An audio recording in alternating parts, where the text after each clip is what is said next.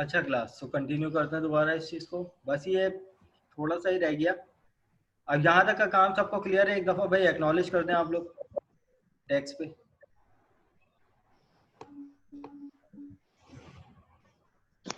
तो ये अडॉप्टर से फिर दोबारा रिपीट करेगा। ठीक है, तो ये हो जाएगा। अब उसके बाद हमें अगला काम क्या करना है, एक कंडीशन देनी है कि इफ हमें, क्योंकि ना तो इस लॉगिन फॉर्म पे डाटा को डिस्प्ले करवाना है, हमें सिर्फ डेटाबेस से वैल्यू मैच करते हुए अगले फॉर्म पे जाना है। तो मैं यहाँ पे क्या करूँगा, जो मेरा डाटा है इस टाइम वो dt में स्टोर है। dt के अंदर जो मेरी रॉज हैं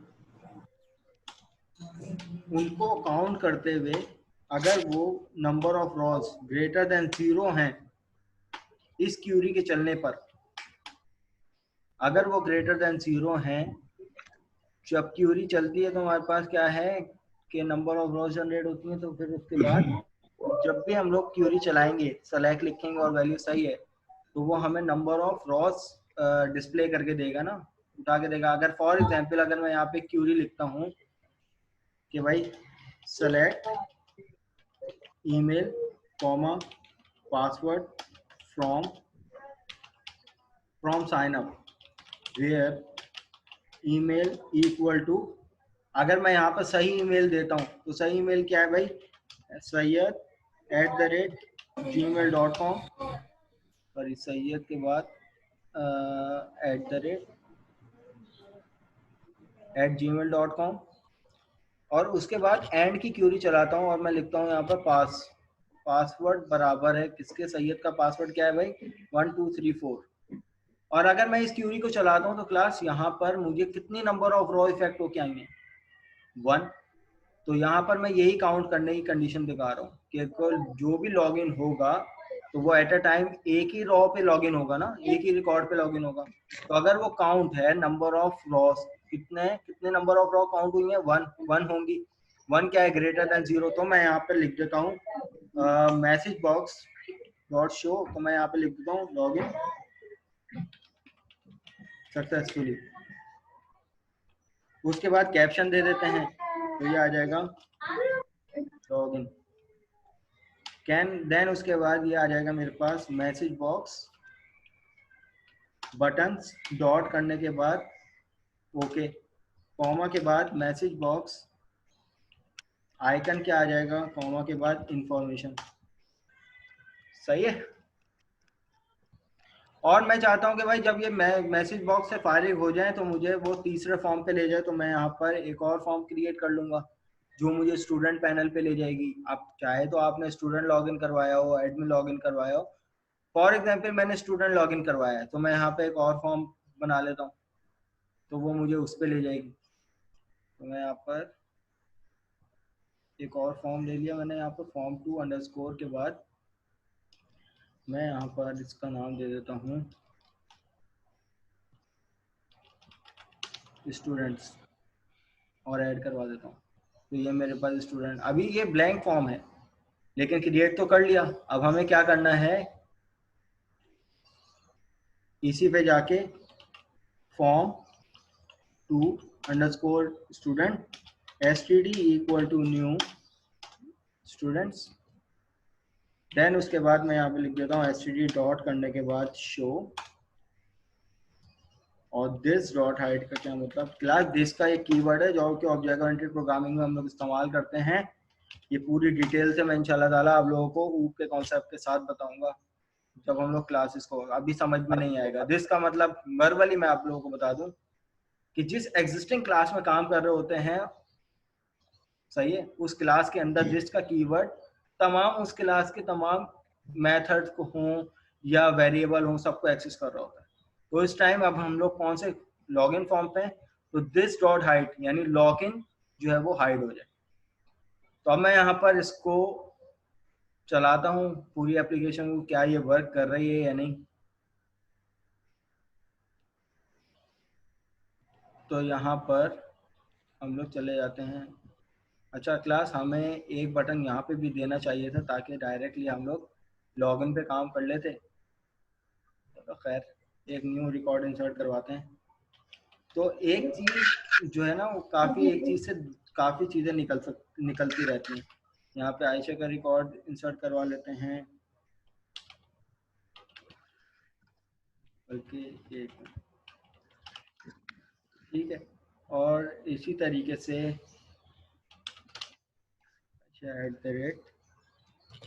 @yahoo.com, और इसी तरीके से आयशा को पासवर्ड दे देते हैं 1237। Ayesha is email then registered successfully. अब लॉगिन किसी भी वैल्यू से कर सकते हैं हम लोग। हमें चाहिए ईमेल और पासवर्ड, तो मैं इसी रिकॉर्ड से कर लेता हूँ, इसको कॉपी कर लेता हूँ और यहाँ पर पेस्ट करवा देता हूँ। पासवर्ड क्या था? 1234। अच्छा, इसको भी पासवर्ड फील्ड सेट कर लेनी चाहिए थी हमें, नहीं की हमने। अच्छा, तो ये मेरे पास एक्सेप्शन आ गई, और एक्सेप्शन में क्या कह रहा है कि keyword not supported initial catalogue. Initial catalogue में स्पेस आता है। सही। तो भाई एक काम ये कर लेते हैं कि लॉगिन जो हमारे पास फॉर्म 1 था, इसमें एक बटन से कॉपी करके लॉगिन का दे देते हैं, और इस बटन को नाम दे देते हैं लॉगिन, और इसका नेम हम लोग दे देते हैं button3_ लॉगिन, जिसके पीछे हम लोग लॉगिन का ये आ जाएगा form 2 login F2 equal to new form 2 login, और ये आ जाएगा मेरे पास F2 डॉट करने के बाद शो। सही है। तो यहाँ पर अपनी एप्लीकेशन को रन करते हैं। ये लॉगिन टेबल में चले जाएंगे, तो क्या करवाते हैं, सैयद के रिकॉर्ड को डिस्प्ले करवाते हैं। भाई माइक बंद कर ले यार। @gmail.com, और पासवर्ड था 1234, और मैं यहाँ पे लॉगिन करूँगा तो देखें मेरे पास लॉगिन सक्सेसफुली आ जाएगा। तो मेरे पास ये स्टूडेंट का पैनल खुल जाएगा। अच्छा, कुछ स्टूडेंट के मैसेजेस आए हुए हैं, मैसेजेस ले लेते हैं।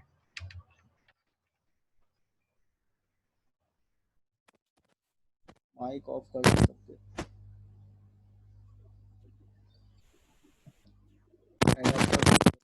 सर? ठीक है, अडॉप्टर वाला बता देते हैं। अच्छा जी, जवेरिया की फरमाइश पर सबके माइक ऑफ कर देते हैं। अच्छा, एक और मैसेज आया है सर, ये बता दें अगेन।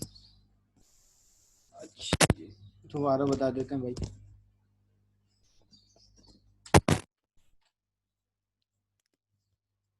अपनी एप्लीकेशन को नए सिरे से चलाएंगे। हमारी एप्लीकेशन क्या थी कि जब भी मैं अपनी एप्लीकेशन को एक दफ़ा बिल्ड कर लेता हूँ, सही, और अपनी एप्लीकेशन को चलाते हैं, तो देखो क्लास यहाँ पर ये साइन अप पैनल है, रजिस्ट्रेशन पैनल है।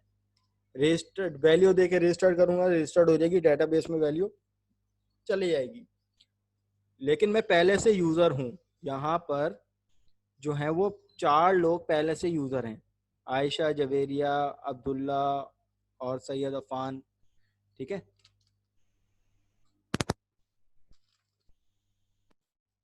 अब इनमें से हमें क्या करवाना है, डाटा को रिट्रीव करवाना है। तो हमने क्या किया, बजाय लंबी करने के पहले रिकॉर्ड दो, हमने एक लॉगिन बटन यहाँ पे भी दे दिया। इस बटन को जब भी क्लिक करेंगे तो लॉगिन पेज खुल जाएगा।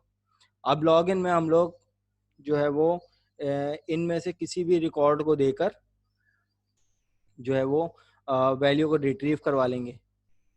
अब एक कंडीशन हमने और देनी थी कि भाई अगर रिकॉर्ड गलत इंसर्ट हुआ,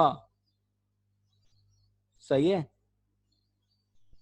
हाँ नहीं अब्दुल्ला, ये आप नहीं हो, आप टेंशन नहीं लो, आप नहीं हो, आपने उस वक्त जवाब नहीं दिया था इसलिए वेट करना पड़ता, मैंने कोई और अब्दुल्ला बना दिया। अच्छा जी, तो अब हमने यहाँ पे एक चीज और करनी थी कि भाई जब भी हम लोग गलत एंट्री पे लॉगिन करेंगे तो मेरे पास एक और एरर मैसेज भी तो आना चाहिए, तो वो भी अभी देख लेते हैं। तो हमने क्या किया था, इस लॉगिन के पीछे क्या काम किया था, कि भाई जब भी हम लोग यहाँ पर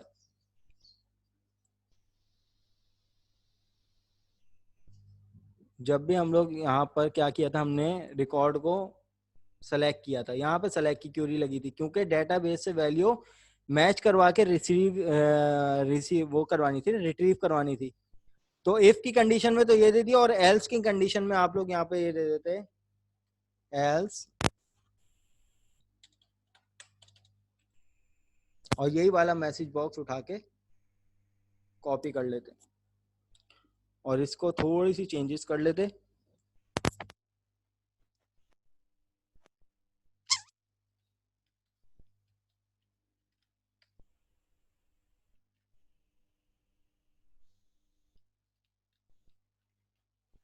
इनवैलिड यूजर नेम और पासवर्ड, यहाँ पे आ जाता है एरर, और ये मैसेज बॉक्स बटन ओके, और यहाँ पर इंफॉर्मेशन के बजाय हम लोग कर देते एरर। अब अगर हम लोग अपनी एप्लीकेशन को स्टार्ट करें, अच्छा एडॉप्टर का सुन लो भाई, जिन लोगों को एडॉप्टर का समझ में नहीं आया था। एसक्यूएल कनेक्शन में कनेक्शन स्ट्रिंग मालूम दे दी हमने, कनेक्शन को ओपन किया। आप यहाँ पे एसक्यूएल एडॉप्टर लगा लेते, या इससे पहले हम लोग चाहे तो हम लोग ये कर सकते थे भाई, एसक्यूएल कमांड CMD, और इसके अंदर जो है वो क्यूरी पास करते, और एडॉप्टर के जो पैरेंथेसिस है उसके अंदर CMD का ऑब्जेक्ट पास करवा देते। एक तरीका तो ये था। हम कोड को क्यों बढ़ाएं, तो हमने डायरेक्ट क्या कर दिया, एडॉप्टर यूज किया। जब भी डेटा को रिट्रीव करवाना है तो इसका मतलब डेटा को फ्रेम करना पड़ता है, तो वहां पे एडॉप्टर यूज होता है, एसक्यूएल डाटा एडॉप्टर, ये याद रखिएगा। डेटा टेबल, एडॉप्टर क्या करता है, इस डेटा टेबल की क्लास में डेटा को फ्रेम करता है, और फिर अगले पैनल पे जो स्टूडेंट का जो पैनल है उसमें डेटा ग्रिड व्यू यूज किया था, उसमें हमें क्या करवाना पड़ता है, डिस्प्ले करवाना पड़ता है। वो तो मैं नहीं करवाऊंगा, वो वीडियो में है। मेन चीजें जो आप लोगों को एडिशनल समझाने की थी वो मैंने करवा दी कि भाई इस तरीके से आप लोगों का वर्क फ्लो स्टार्ट होगा। तो अब यहाँ पर इसको चेक कर लेते हैं दोबारा अपनी एप्लीकेशन को, क्या सही वर्क फ्लो में काम कर रही है। लॉगिन्स में गए, गलत यूजर नेम और पासवर्ड दे दिया हमने, यहाँ पर ये यूजर नेम गलत दे दिया और यहाँ पे पासवर्ड भी गलत दे दिया। जब लॉगिन करेंगे तो हमारे पास एरर आ जाएगा कि इनवैलिड यूजर नेम और पासवर्ड। तो अब हमें यहाँ पर क्या करना पड़ेगा, सही यूजर नेम और पासवर्ड देना पड़ेगा। अच्छा जी, चैट देख लेते हैं। सर माइक खोलें, अच्छा जी माइक खोल देते हैं जी, आप लोग बात कर सकते हैं। आप सर ये आपने ऑब्जेक्ट क्यों नहीं लिखा इस पे बटन वाले सबसे पहले?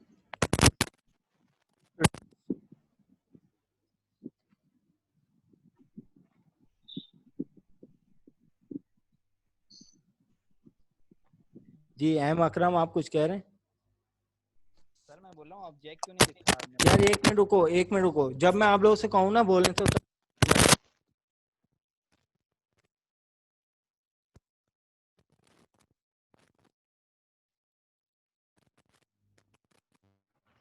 जी स्टूडेंट्स।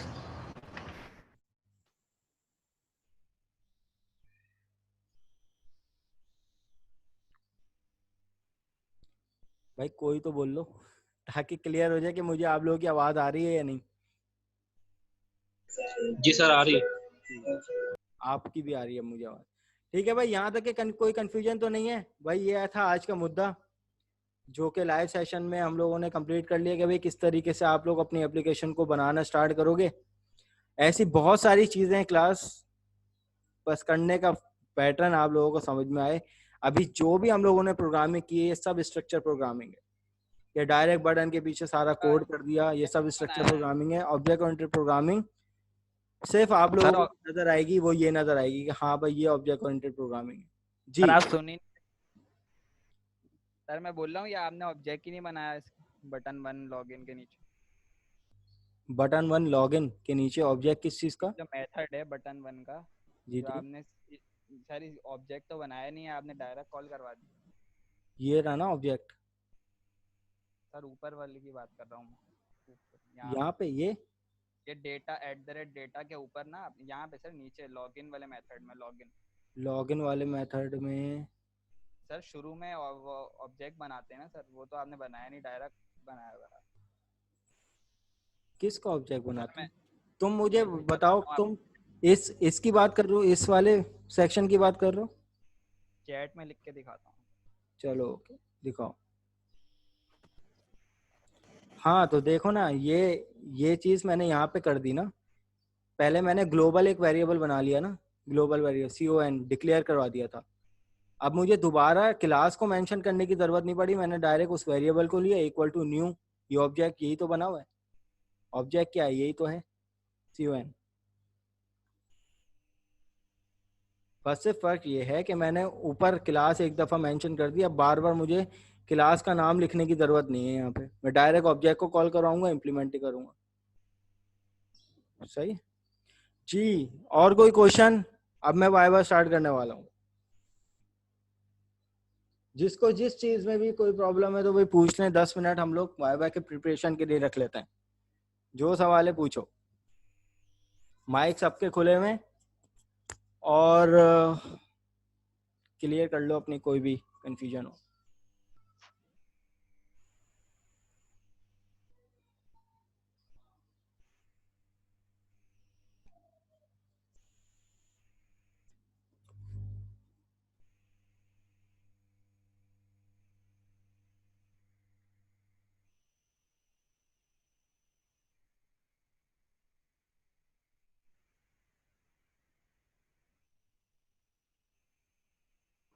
सर जी जी सर ये जो आपने बताया थी कि डेटाबेस के लिए हमारे 3 चीजें रिक्वायर्ड होती हैं, एक तो डेटा सोर्स सर्वर का नाम, एक तो इनिशियल कैटलॉग डेटाबेस, और ये इंटीग्रेटेड सिक्योर।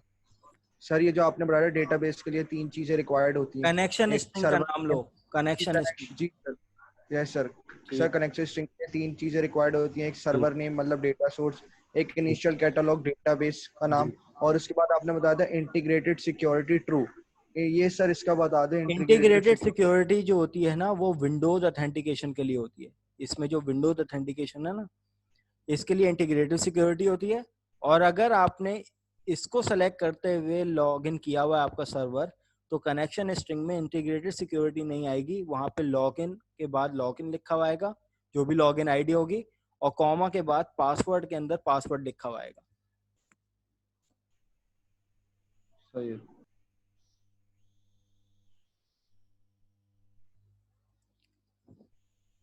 जी गर्ल्स, नॉर्मली होता ये है कि गर्ल्स कहती हैं सर आसान से सवाल पूछेगा, जब तक कि उनसे कोई सवाल पूछे ही ना हो।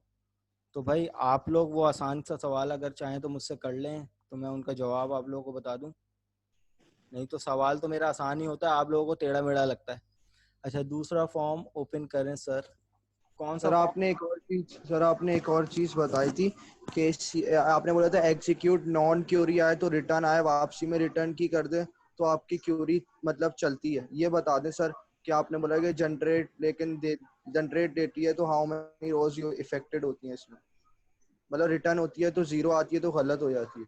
जी, वो देखें, एक चीज मैंने ये करके दिखाई कि जब भी आपकी क्यूरी चलती है ना एडाप्टर में, तो ये अगर क्यूरी सही चलेगी, जाहिर सी बात है कुछ ना कुछ नंबर ऑफ रॉस पे इफेक्ट होगा। चाहे वो इंसर्ट की बात हो, अपडेट की बात हो, या डिलीट की बात हो, या सेलेक्ट ही की क्यों ना बात हो। फॉर एग्जाम्पल मैंने इस पे काम किया था फॉर्म 1 पे। सर आपने cmd डॉट जी एग्जीक्यूट नॉन क्यूरी। जी, ये लिखा था ना cmd dot execute non query. ये मैंने इसलिए लिखा था, जब आप रिकॉर्ड इंसर्ट करवाते हो और आपका रिकॉर्ड सक्सेसफुली सबमिट हो जाता है, तो इसका मतलब डेटाबेस में एक रॉ इफेक्ट हुई होगी, एक रॉ ऐड हुई होगी। वो ये मेक श्योर करता है कि भाई आपकी क्यूरी सही चली है और उसने नंबर ऑफ रॉस इफेक्ट किए हैं। तो नंबर ऑफ रॉस का क्या मतलब? Greater than 0। तो जब भी ये, या तो ये 0 रिटर्न करेगा, या तो ये ग्रेटर देन 0 रिटर्न करेगा। ग्रेटर देन 0 का क्या मतलब? कि मैं डेटाबेस में घुस के एक से ज्यादा रॉ एक साथ एट अ टाइम सबमिट करवा दूं। लेकिन अगर फ्रंट एंड की बात करो, तो या तो ये रिटर्न करेगा 1 या तो 0। 1 का मतलब सक्सेसफुल, 0 का मतलब अनसक्सेसफुल। हमारी क्वेरी रॉन्ग है सर। जी,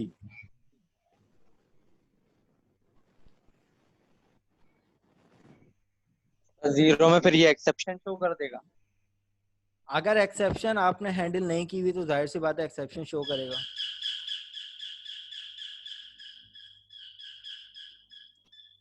ये आपकी डेटा को इंसर्ट ही नहीं करवाएगा जब तक एग्जीक्यूट नॉन क्यूरी नहीं लगाओगे, क्योंकि इसको मेक श्योर ही नहीं होगा कि भाई क्यूरी सही भी है या नहीं।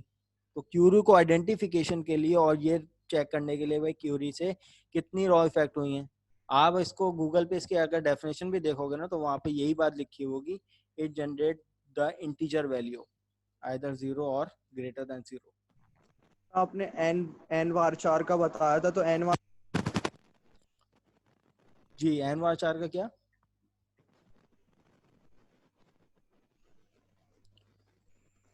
जी स्टूडेंट आपकी आवाज नहीं आ रही मुझे। जी बोलिए।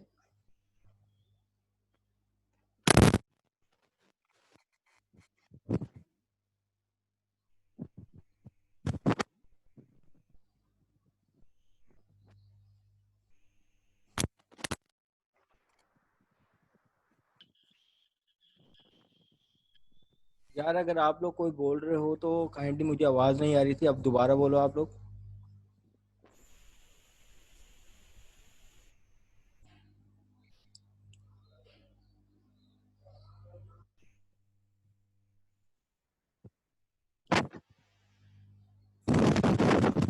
जी तो फिर स्टार्ट करते हैं वाइवा, ठीक है, 1 बाय 1 अटेंडेंस शीट के मुताबिक।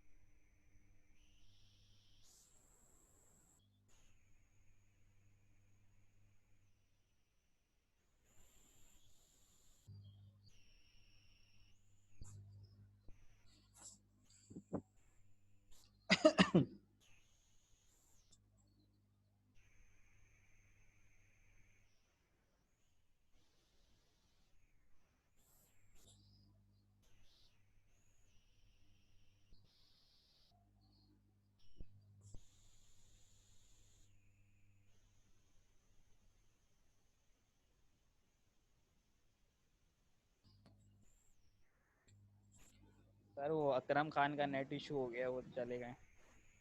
अब जाने वाले को कौन रोक सकता है भाई। अच्छा ये मुझे बताइए कि सबसे पहले मैं हूँ। आपका नाम है एहतशाम, पहले तो ये रेज हैंड कर लें, अगर एहतशाम सुन सकते हैं तो भाई रेज हैंड कर लें, देन उसके बाद इनका वाइवा कंडक्ट करते हैं। चलिए एहतशाम की आईडी है 10920 10920।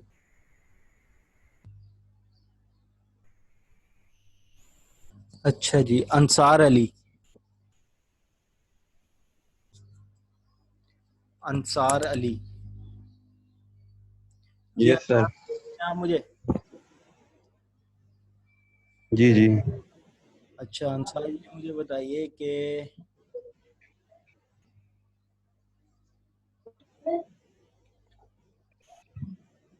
एसक्यूएल सर्वर के अंदर एट्रीब्यूट्स क्या होते हैं भाई?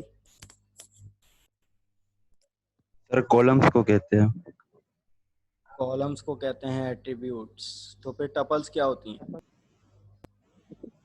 रोज। वो रॉज होती हैं। अच्छा ये मुझे बताइए कि एसक्यूएल सर्वर की कनेक्टिविटी के लिए सबसे पहले हमें क्या चीज़ रिक्वायर्ड होती है विजुअल स्टूडियो में?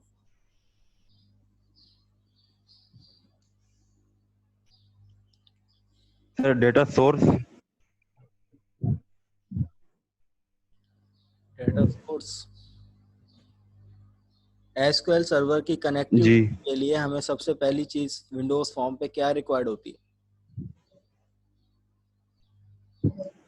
सर वो लाइब्रेरी इंक्लूड करना पड़ता है इंक्लूड। एसक्यूएल कनेक्शन का।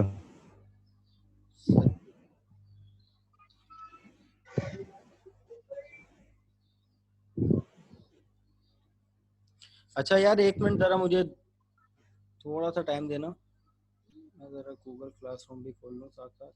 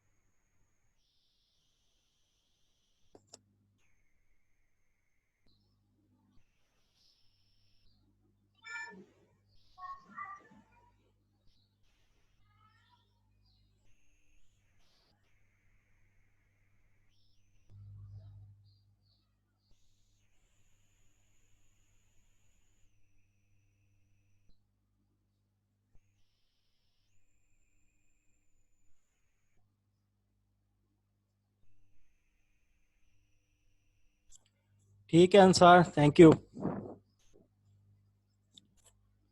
अच्छा जी, अंसार के बाद कौन है? मोहम्मद जुनेद। मोहम्मद जुनेद।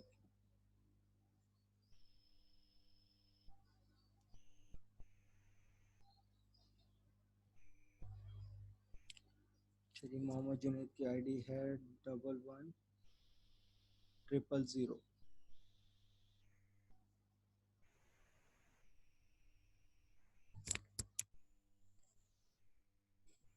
अच्छा जी, मोहम्मद जुनेद के बाद हैं मोहम्मद सलमान।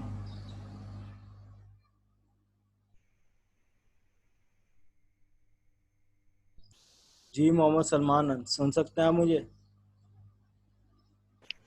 जी सर।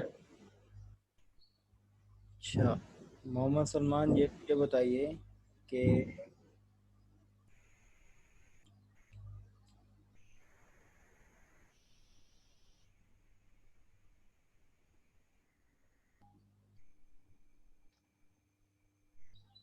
एसक्यूएल सर्वर में आइडेंटिटी कॉलम का क्या कॉन्सेप्ट है? क्यों बनाते हैं आइडेंटिटी कॉलम किसी भी टेबल के अंदर?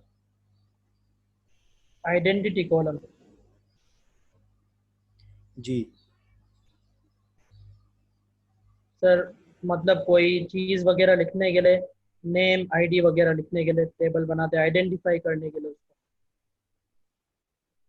ये मुझे बताइए कि आइडेंटिटी कॉलम को बनाने के लिए कौन सी दो प्रॉपर्टीज रिक्वायर्ड होती हैं? उन प्रॉपर्टीज के नाम बता दीजिए। सर, कॉलम और रोज होती है ना। अच्छा, ये मुझे बता दीजिए कि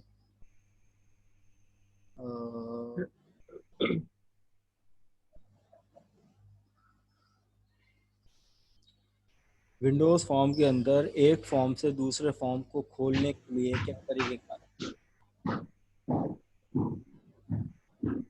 जी सर, वापसी सवाल रिपीट करें। विंडोज फॉर्म के अंदर एक फॉर्म से दूसरे फॉर्म को खोलने के लिए क्या तरीकेकार है? सर, पहले करेंगे न्यू प्रोजेक्ट, फिर सी शार्प, फिर इसके बाद एक फॉर्म से दूसरे फॉर्म पे विंडोज फॉर्म में क्या तरीकेकार है? एक फॉर्म से दूसरे फॉर्म पे जाने के लिए। जी। सर, पता नहीं है, याद नहीं आ रहा है अभी फिलहाल।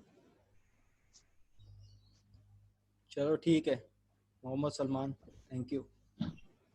ठीक है सर। अच्छा, जिसका वाइवा हो रहा है ना वो जाता रहे। अच्छा जी, मोहम्मद हमजा। Yes sir. जी मोहम्मद हमजा, ये मुझे बताइए कि ये 10 मिनट बाद दोबारा ज्वाइन कर लीजिएगा वो लोग जिनका वाइवा नहीं हुआ।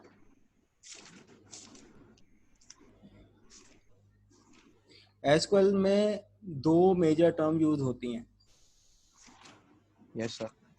कौन कौन सी? Sir using sister data SQL client और नेम एसक्यूएल स्पेस। सर्वर के अंदर दो मेजर टर्म हम लोग यूज करते हैं, डीएमएल और डीडीएल। क्या कॉन्सेप्ट है दोनों? यस सर, एक डेटा मैनिपुलेशन लैंग्वेज और एक, सर आपने फर्स्ट लैब में बताया था ये। हाँ बताइए, क्या बताया था? सर डीएमएल और डीएमएल बताया था आपने सर। इसमें सर डेटा इंसर्ट और डेटा डिलीट मैनिपुलेशन लैंग्वेज में होता है, और डीडीएल में हमारे पास ड्रॉप होता है डेटा। बस सिर्फ ड्रॉप होता है? सर क्रिएट भी होता है, ड्रॉप भी होता है, और मैनिपुलेशन में डेटा इंसर्ट होता है और डिलीट होता है। डीडीएल में सिर्फ क्रिएट होता है और ड्रॉप होता है, यस सर। और कुछ नहीं होता? सर याद नहीं आया। लैब नंबर 2 की वीडियो क्रिएट देखी थी और पूरी? Data drop. यस सर, देखी थी। अच्छा।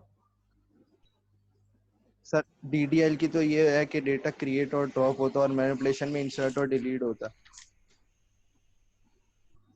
सर, जहां तक याद है। ऑल्टर नहीं होता? सर ऑल्टर डीडीएल में होता होता है ना? है। क्रिएट क्रिएट, ड्रॉप और ऑल्टर होते हैं।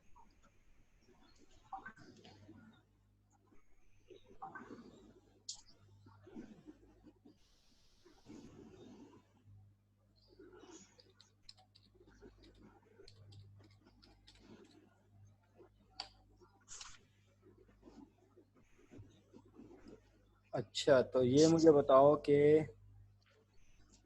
एक तो ये हिसाब किताब हो गया और दूसरा ये मुझे बताओ कि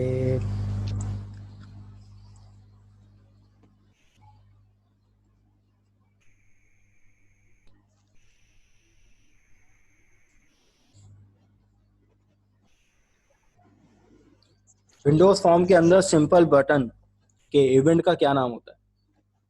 sir radio button. Windows form के अंदर सिंपल बटन का जो बैक एंड इवेंट होता है उस इवेंट का नाम क्या होता है? बटन 1। जी, बटन 1। अच्छा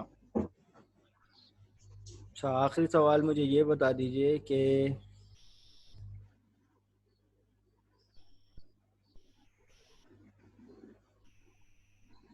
क्या ये बात सही है कि विंडोज फॉर्म का हर कंट्रोल इटसेल्फ एक ही टाइप है सबकी?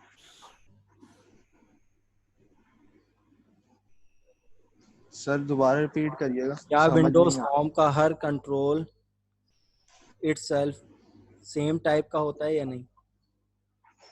नहीं सर, अलग अलग टाइप का भी हो सकता है।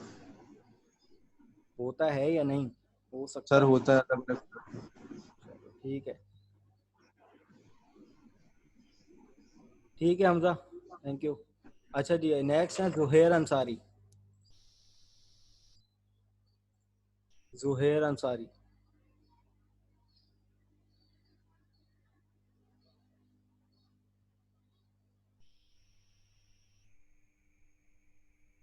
जुहेर अंसारी नहीं है भाई, आईडी है इनकी जुहेर अंसारी की 1115 1112।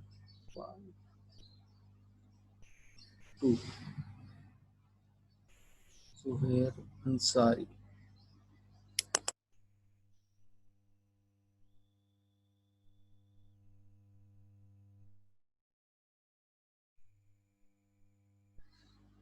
अच्छा जी, नेक्स्ट है तलहा अहमद। जी तलहा, सुन सकते हैं? Yes sir. अच्छा तलहा, मुझे ये बात बताइए कि वो डाटा ग्रिड व्यू का कौन सा इवेंट है कि जब डाटा ग्रिड व्यू की किसी भी रॉ को क्लिक करते हैं तो टेक्स्ट फील्ड में वैल्यू उठ के चले जाती हैं?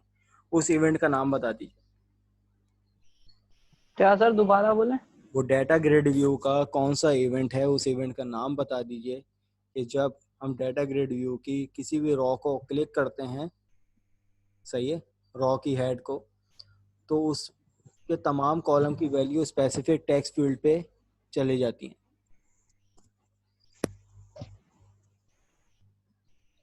सर याद नहीं आ रहा अभी। Thank you. अच्छा, ये मुझे बता दीजिए कि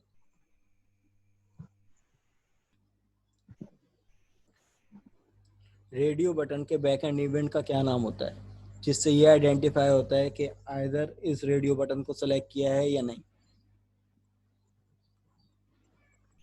सर उसका नाम होता है radio button 1 and radio button 2।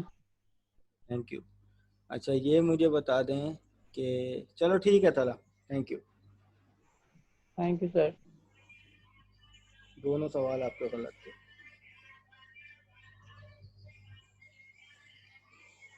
अच्छा जी, मोहम्मद उवैस दाद। Yes sir. अच्छा उवैस, ये मुझे बताइए कि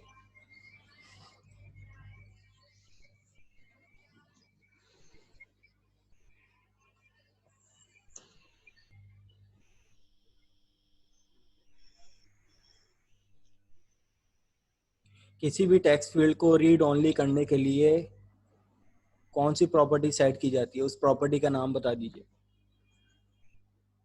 क्या सर, किसी भी टेक्स्ट फील्ड को फील्ड को रीड ओनली करने के लिए कौन सी प्रॉपर्टी सेट की जाती है, उस प्रॉपर्टी का नाम बता दीजिए। रीड ऑनली करने के लिए सर नहीं पता सर। चलो जी, थैंक यू। अच्छा, ये मुझे बताएं कि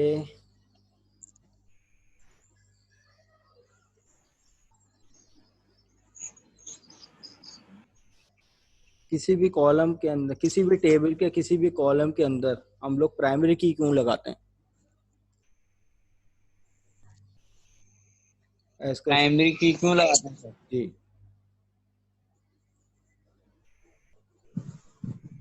प्राइमरी की सर मेक श्योर करने के लिए कि वैल्यू सही पुट हुई है नहीं। चलो थैंक यू। दोबारा रीड आउट करता।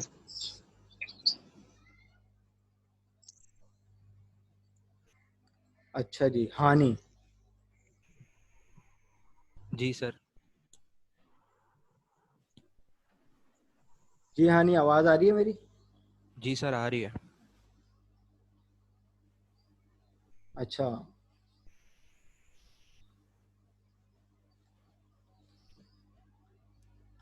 हानि मुझे ये बात बताइए कि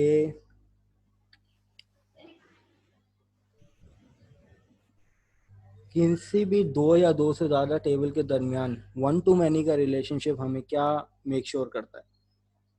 सर वन टू मैनी का रिलेशनशिप हमें ये बताता है कि सर, जैसे मैं एग्जांपल से बता दूं। हाँ बताइए।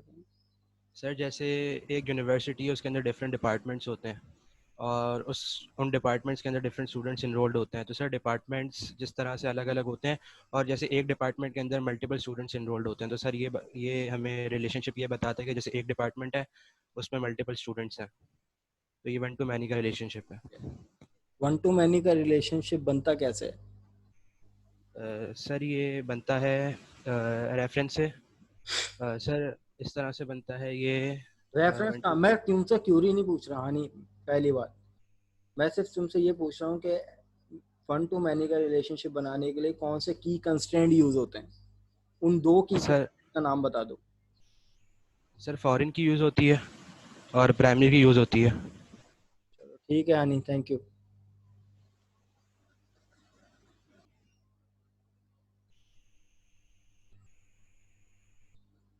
अच्छा जी,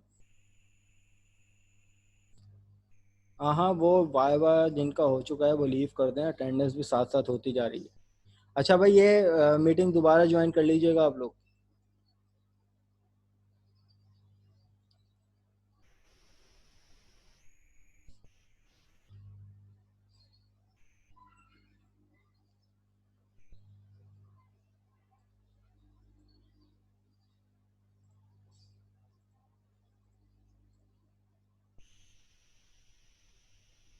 सर रिमार्क्स तो बता दें।